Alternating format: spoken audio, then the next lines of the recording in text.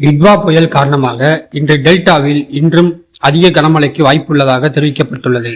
குறிப்பாக சென்னை உள்ளிட்ட வட கடலோர மாவட்டங்களில் இன்று பிற்பகலில் இருந்து நாளை மறுதினம் திங்கட்கிழமை வரையிலும் கன முதல் மிக கனமழையும் ஓரிரு இடங்களில் அதிக கனமழையும் பெய்யக்கூடும் எனவும், அதுவும் டெல்டாவில் இன்று குறுகிய நேரத்தில் தீவிர கனமழை கொட்டித்திருக்கவும் வாய்ப்புள்ளது எனவும் வானிலை ஆய்வாளர் ஹேமச்சந்திரன் தெரிவித்துள்ளார்.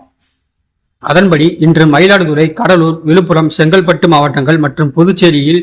சில இடங்களில் கனம் முதல் மிக கனமழையும் ஓரிரு இடங்களில் அதிக கனமழையும், புதுக்கோட்டை, தஞ்சாவூர், திருவாரூர், நாகப்பட்டினம், அரியலூர், பெரம்பலூர், திருச்சி, சேலம், கள்ளக்குறிச்சி, திருவண்ணாமலை, காஞ்சிபுரம், சென்னை, திருவள்ளூர், ராணிப்பேட்டை மாவட்டங்கள் மற்றும் காரைக்கால் பகுதிகளில் ஓரிரு இடங்களில் கனமழை முதல் மிக கனமழையும்,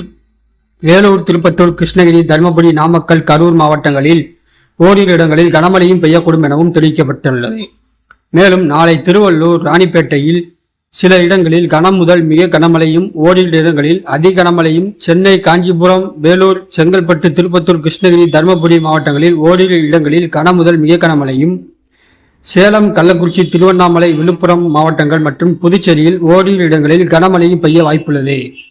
இந்த புயலினால் இன்று டெல்டா மற்றும் அதனையொட்டிய கடலோர மாவட்டங்கள், புதுச்சேரி, காரைக்கால் பகுதிகளிலும் தரைக்காற்று மணிக்கு 70 கிலோமீட்டர் முதல் 90 கிலோமீட்டர் வரையிலும், ஏனைய கடலோர மாவட்டங்களில் 55 கிலோமீட்டர் முதல் 75 கிலோமீட்டர் வரையிலும், நாளை தென் கடலோர மாவட்டங்கள், டெல்டா மாவட்டங்கள், காரைக்கால் பகுதிகளில் மணிக்கு 55 கிலோமீட்டர் முதல் 75 கிலோமீட்டர் வேகத்திலும், ஏனைய வட கடலோர மாவட்டங்கள், புதுச்சேரியில் 60 கிலோமீட்டர் முதல் 80 கிலோமீட்டர் வரையிலான வேகத்திலும் பலத்த காற்று வீசக்கூடும் எனவும் ஆய்வு மையம் தெரிவித்துள்ளது.